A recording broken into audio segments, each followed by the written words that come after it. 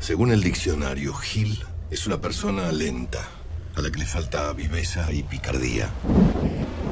Aunque ya sabemos que laburante, tipo honesto, gente que cumple las normas, termina siendo sinónimos de Gil.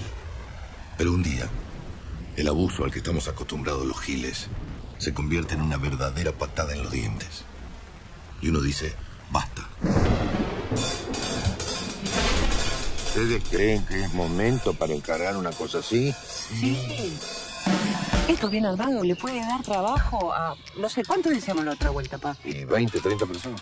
30 personas. La idea es armar una cooperativa. ¿Y qué es una cooperativa? 2.153. Anóteme con ese, por favor. Pude poner $100.000. 158.653 dólares. Este es el mejor momento. Peor no nos puede ir. ¿Qué más nos puede pasar? El resto del dinero que uno tiene en la caja de ahorro, en la... ¿Cuánto dijo que se puede sacar por semana? Bueno, escúchame, lo que venimos a contarles, a vos también te va a interesar. Un tal Mansi mandó construir una bóveda para encanutar la guita que nos afanó. ¿Y si tiene razón?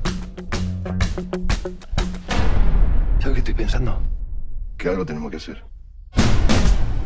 Existe la posibilidad de que este hombre Mansi tenga un caja fuerte, una bóveda, no sabemos bien, ahí en el medio del campo. Probable que tenga toda la plata.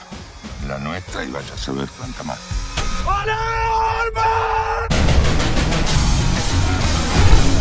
Fortunato Mansi es un monstruo.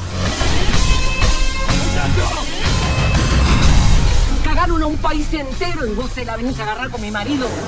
Somos chorros. Queremos recuperar lo que es nuestro. Hoy es un día histórico. Vamos a recuperar lo que nos pertenece.